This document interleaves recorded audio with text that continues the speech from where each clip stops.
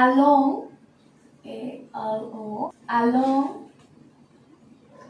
along সাথে হবে with, along with,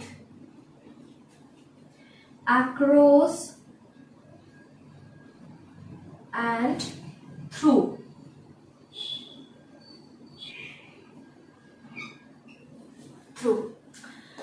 along, along with, across, through এই চারটি হচ্ছে প্রিপোজিশন।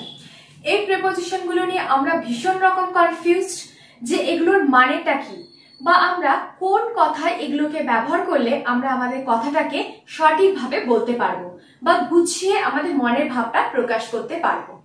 দেখো, প্রিপোজিশন হচ্ছে অনেকটা খাবারের টেস্টের মতো। একটা খাবারে যেমন আমরা বিভিন্ন রকম মশলাপাতি দিয়ে থাকি, কোনো একটা গুরুত্বপূর্ণ মশলা যদি কোনো কারণে বাদ চলে যায় তাহলে খাবারটা বিস্বাদ মনে হয়। সেরকমই যদি একটা বাক্যে আমরা সঠিক প্রিপোজিশন ব্যবহার করতে না পারি তাহলে বাক্যটার কোনো সেন্সই আসবে না। তাই জন্য এগুলো সঠিক ব্যবহার আমাদের জানাটা খুব দরকার, যে এগুলোর মানেটা কি এবং আমরা কোন কথায় কোনটা ব্যবহার করব।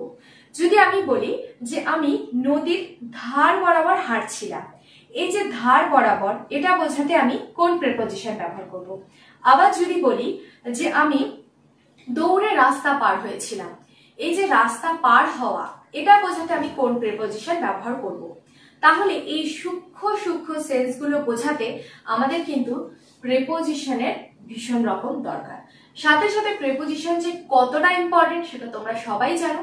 চলো আজকে ক্লাসে আমরা এই চারটে গুরুত্বপূর্ণ প্রিপোজিশনের ব্যবহার শিখি আর এগুলো দিয়ে আমরা বাক্য তৈরি করি।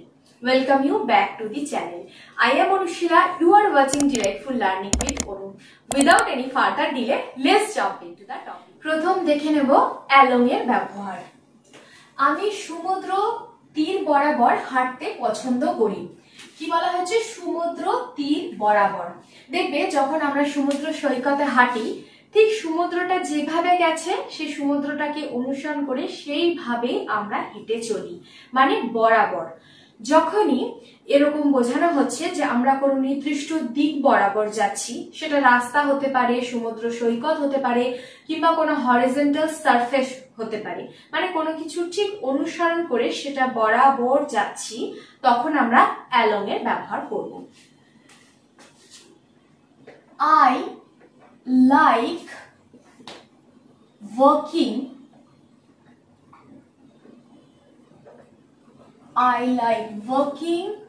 along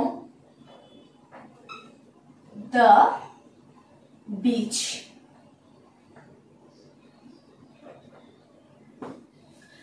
I like walking, আমি হাঁটতে পছন্দ করি along the beach। এই যে alongটা আমি বসালাম, along প্রিপোজিশনটা বসালাম, তার দ্বারা বাক্যটা একটা সেন্স পেল। মানে কি? আমি এই বিচ বরাবর হাঁটাটাকে বোঝাচ্ছি। আবার বলতে পারি যে সে সমুদ্র তীর বরাবর হেঁটেছিল ঝিনুক সংগ্রহ করতে করতে। She worked along the sea beach collecting seashells. Seashells মানে হচ্ছে ঝিনুক। নেক্সট, গাড়িগুলো রাখা হয়েছিল ঘাসের কিনারায়। দেখো, ঘাসের কিনারায় রাখা হয়েছিল মানে গাড়িগুলোকে পার্ক করা হয়েছিল, একটা ঘাসের প্রান্ত রয়েছে ঠিক সেই বরাবর, এটা বোঝানো হচ্ছে। তাহলে হবে the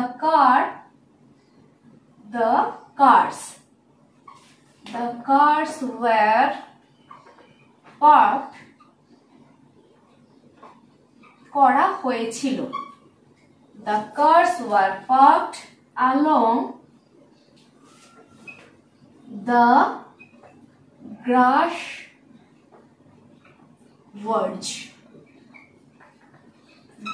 grass verge মানে হচ্ছে ঘাসের কিনারায়।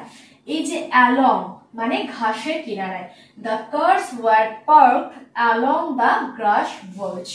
দেখো, এটা প্যাসিভ ভয়েসে আছে, তাই cars were parked করা হয়েছে, were করা হয়েছে, তারপরে V3 করা হয়েছে। তাহলে along মানে বুঝতে পারলে কোনো কিছু বরাবর বা যখন কোনো কিছুকে অনুসরণ করে আমরা যাচ্ছি তখন আমরা along এর ব্যবহার করব। আমরা রাস্তার ধারে একটা আরামদায়ক ক্যাফে পেয়েছিলাম। We found a cozy cafe along the way. We found a cozy cafe along the way. মানে ঠিক রাস্তা বরাবরই আমরা একটা কোজি ক্যাফে পেয়েছিলাম। নেক্সট হচ্ছে আমরা শিখি অ্যালং উইথ। এবার অ্যালং এর সাথে উইথ থাকবে। বাচ্চাটি তার বাবা মার সঙ্গে করে হাঁটছিল। দেখো, বাবা মার সঙ্গে হাঁটছিল। যখন আমরা বোঝাতে চাইবো টুগেদার উইথ মানে একই সাথে বা একই সময় কোনো কিছু ঘটছে, তখন করব অ্যালং উইথ। তার বাবা মার সঙ্গে হাঁটছিল, তাই along with.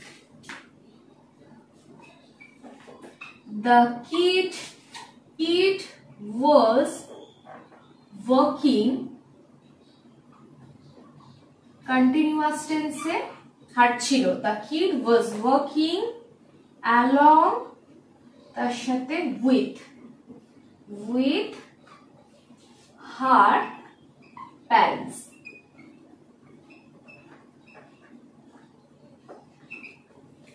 The kid was walking, এই যে along with বসালাম, তার মাধ্যমে কি হলো যে বাবা মার সঙ্গে হাঁটছিল, একসাথে হাঁটছিল, টুগেদার উইথ। তাহলে এই সেন্সে along with এর ব্যবহার করছি। আরেকটা রয়েছে, রেস্টুরেন্টে ভেজের সাথে নন ভেজও পাওয়া যায়। যখনই বোঝাতে চাইবো যে এটার সাথে এটাও, মানে ইন অ্যাডিশন টু, এটা রয়েছে তার সাথে এটাও রয়েছে। আমি ক্রিকেট পছন্দ করি, তার সাথে ফুটবলও পছন্দ করি। তার মানে যখনই একটার সাথে আরেকটা এরকম কিছু বোঝাতে চাইবো, তখন আমরা অ্যালং উইথ এর ব্যবহার করব। The restaurant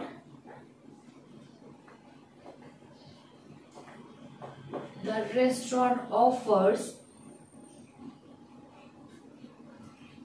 restaurant third person singular number, তার সাথে offers veg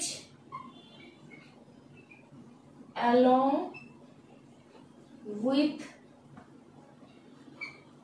non veg, মানে সাথে, ভেজের সাথে নন ভেজও। The restaurant offers veg along with non veg, মানে in addition to। তাহলে আমরা দুটো প্রিপোজিশন কি কি পেলাম? একটা হচ্ছে কোনো কিছু বরাবর, তখন along করব, আর along with যখন বোঝাতে চাইবো টুগেদার উইথ মানে কারোর সঙ্গে, তখন। আর আরেকটা হচ্ছে in addition to মানে এটার সাথে এটাও। তোমরা স্ক্রিনশট নিয়ে নাও।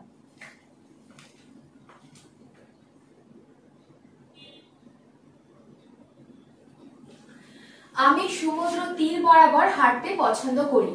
I like walking along the beach. গাড়িগুলো রাখা হয়েছিল ঘাসের কিনারায়। The cars were parked along the grass verge.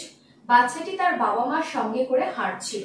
The kid was walking along with her parents. রেস্টুরেন্টে ভেজের সাথে নন ভেজও পাওয়া যায়। The restaurant offers veg along with non-veg. আরেকটা এক্সাম্পল along with দিয়ে, সে তার পরিবারের সাথে ইউরোপে গিয়েছিল, বা সে তার পরিবারের সাথে ইউরোপে যাওয়ার সিদ্ধান্ত নিয়েছিল। She decided to travel to Europe along with her family. She decided to travel to Europe along with her family. তাহলে যখনই সঙ্গে করে বা একসাথে, তখন along with। চারটে প্রিপোজিশনের মধ্যে দুটো শিখে নিয়েছি, আর রয়েছে দুটো, একটা হচ্ছে across আর একটা হচ্ছে through। প্রথমে দেখে নিই across। আমি দৌড়ে রাস্তার ওপারে গিয়েছিলাম। রাস্তার ওপারে মানে রাস্তা ক্রস করেছিলাম। যখনই কোনো কিছু পার হওয়া বোঝানো হবে, মানে এক সাইড থেকে আরেক সাইডে যাওয়া, তখনই আমরা অ্যাক্রস এর ব্যবহার করব। দৌড়ে রাস্তার উপরে গিয়েছিলাম, পাস্টে ran, রানের পাস্ট হচ্ছে ran। I ran across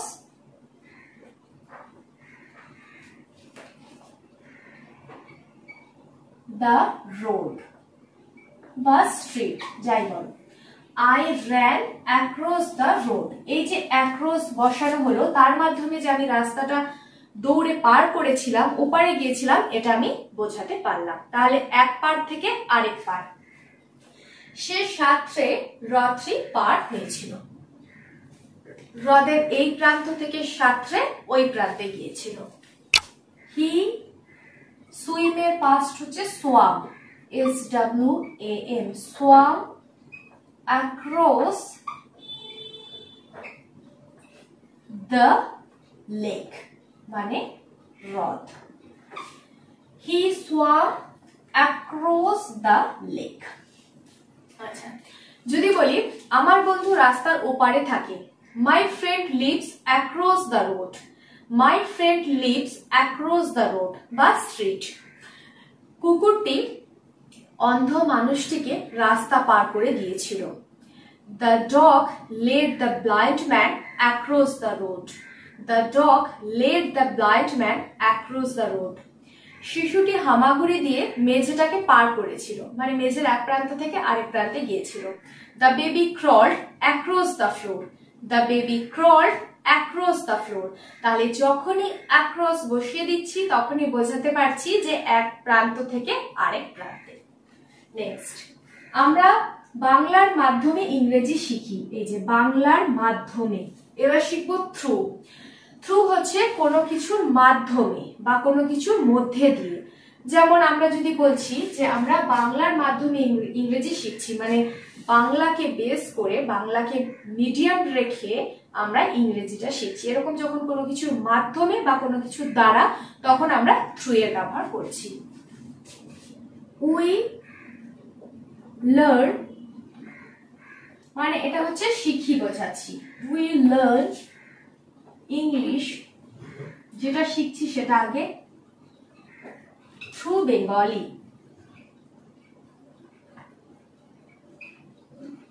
through Bengali.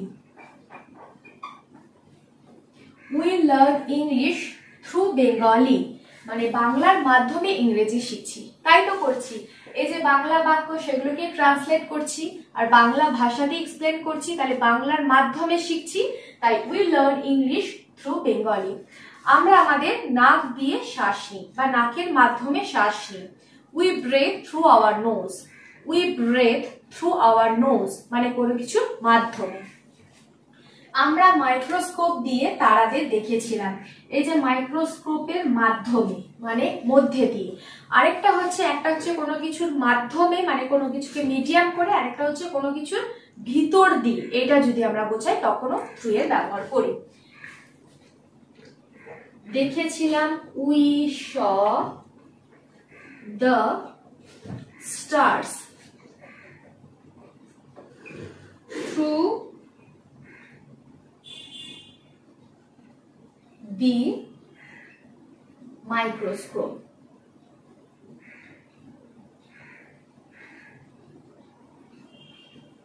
Microscope। We saw the stars through মানে মাইক্রোস্কোপের মধ্যে দিয়ে, ভিতর দিয়ে, the microscope। তাহলে একদম ক্লিয়ার হয়ে গেল। একটা হচ্ছে পার হওয়া অ্যাক্রস, আর একটা হচ্ছে থ্রু হচ্ছে কোনো কিছুর মধ্যে দিয়ে বা মাধ্যমে। স্ক্রিনশট নিয়ে নাও।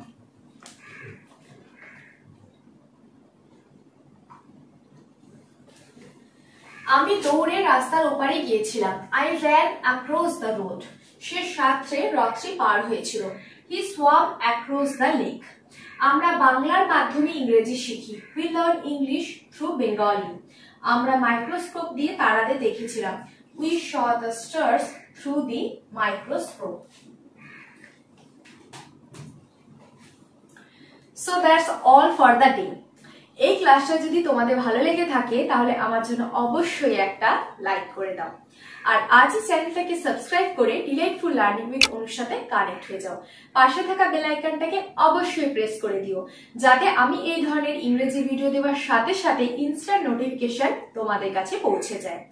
আরো কতগুলো গুরুত্বপূর্ণ প্রিপোজিশন রয়েছে যেগুলো লিংক আমি নিচে ডেসক্রিপশন বক্সে দিয়ে দেব।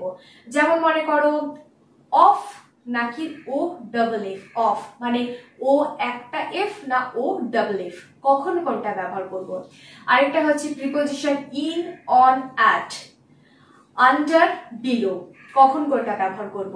অ্যাবভ, ওভার, বাই, উইথ, এরকম সব থেকে যে গুরুত্বপূর্ণ আর কনফিউজিং প্রিপোজিশন গুলো রয়েছে সেগুলোর ভিডিও দেওয়া আছে, আমি লিংক নিচে দিয়ে দেবো ডেসক্রিপশন বক্সে, তোমরা অবশ্যই সেগুলো দেখে নিও।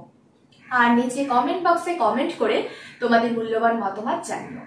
ভিডিওটাকে বেশি বেশি করে শেয়ার করে দিও, যাতে তোমাদের ফ্রেন্ডসরা বা ফ্যামিলি মেম্বার্সরাও ভিডিও থেকে কিছু অন্তত ইনফরমেশন পেতে পারে। তোমরা সবাই খুব সুস্থ থেকো, ভালো থেকো। Till then stay positive, always be happy. God bless you all.